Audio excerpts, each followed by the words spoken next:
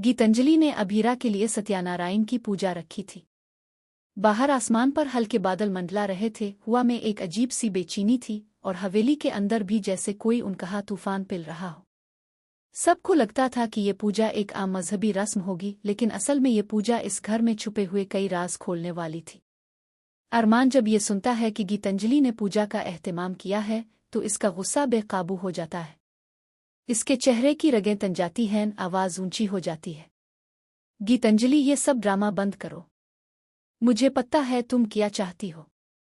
तुम पूजा के नाम पर बस मेरे करीब आना चाहती हो और अभीरा का नाम तो महज बहाना है।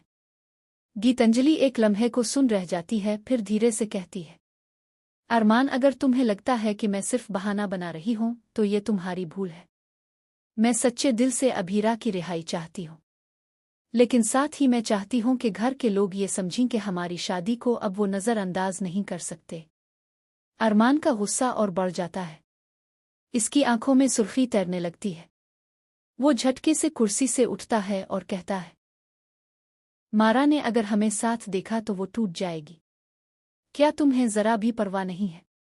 गीतांजलि की आंखों में आंसू झलक उठते हैं, लेकिन उन आंसुओं में कमजोरी नहीं बल्कि एक अजीब सी जिद थी। वो आहिस्ता से बोलती है, कभी कभी किसी को तोड़ना जरूरी होता है ताकि वो हकीकत का सामना कर सके। मारा को ये सच्चाई देखनी ही होगी कि अब तुम मेरे शौहर हो और मैं तुम्हारी बीवी, चाहे वो चाहे आना चाहे। इस रात हवेली का माहौल बोझल हो गया। हर कोने में इस पूजा की चर्चा थी। नौकर चाकर आपस में सरगोशियां कर रहे थे कि इस पूजा के बहाने घर में बड़ा बवाल खड़ा होने वाला है। अगले दिन सुबह घर सजाया गया। दिए जलाए गए, फूलों की खुशबू और मंत्र की गूंज ने पूरे माहौल को भक्ति से भर दिया। लेकिन इस भक्ति के बीच हर दिल में एक तूफान छुपा हुआ था। पूजा शुरू होने ही वाली थी कि मारा वहां पहुंच गई। उसके चेहरे पर गुस्सा साफ झलक रहा था। इसने गीतांजलि की तरफ घूर कर देखा और ठंडी आवाज में बोली, वाह गीतांजलि, तुमने तो बहुत जल्दी अपनी जगह पक्की कर ली। अभीरा जेल में है और तुम यहां इसकी जगह ले रही हो। ये पूजा भी उसके नाम पर रखी है आपने फायदे के लिए। सन्नाटा छा गया। सबकी नजरें गीतांजलि और मारा पर टुक गईं। गीतांजलि ने कांपती हुई आवाज में कहा, मारा, ये पूजा अभीरा की भलाई के लिए है। मैं सच कह रही हूं। लेकिन मारा जोर से हंस पड़ी। सच? तुम्हारा सच तो वही है जो तुम्हें फायदा पहुंचाए। अरमान, तुम कब तक उनकी चालों में फंसे रहोगे? देखो ना, ये तुम्हें धीरे धीरे मुझसे दूर कर रही है। अरमान अंदर से टूटने लगा। इसे समझ नहीं आ रहा था कि किसकी बात माने। इसका दिल अभीरा के लिए धड़कता था, लेकिन हालात ने इसे गीतांजलि से बांध रखा था और मारा की बातें इसकी बेचैनी को और बढ़ा रही थीं। इसी बीच पंडित जी ने कहा कि शौहर और बीवी को मिलकर पूजा करनी होगी। सबकी नजरें अरमान पर थीं। क्या वो गीतांजलि के साथ बैठेगा या इनकार कर देगा? अरमान ने पहले तो इनकार करना चाहा, लेकिन दादी जी ने सख्त लहजे में कहा, अरमान, ये पूजा खानदान की शांति के लिए है। तुम्हें इसमें बैठना ही होगा। अरमान मजबूरी में गीतांजलि के पास बैठ गया। मंत्र गूंजने लगे, लेकिन इसकी आंखों के सामने बार बार अभीरा की तस्वीर घूम रही थी। गीतांजलि उसके पास बैठी थी, मगर दिलों में दूरी थी। पूजा खत्म होने ही वाली थी कि अचानक हवेली के दरवाजे पर जोर की दस्तक हुई। सब चौंक गए। दरवाजा खुला और पुलिस इंस्पेक्टर अंदर आया। उसके साथ कोई और भी था, अभीरा। सबकी सांसें थम गईं। अभीरा पुलिस के साथ अंदर आई, चेहरे पर थकन और आंखों में गुस्सा। इसने अरमान को देखा जो गीतांजलि के साथ पूजा कर रहा था।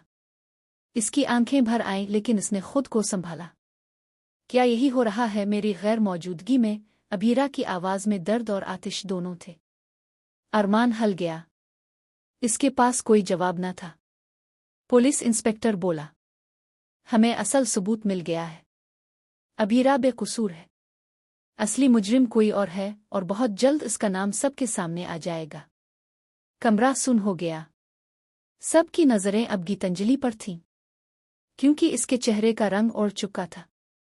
मारा तालियां बजाकर बोली, वाह, तो ये थी तुम्हारी पूजा। असली सच्चाई तो अब सामने आएगी। अरमान, अब देखना कि ये लोग तुम्हारे साथ क्या खेल रहे थे।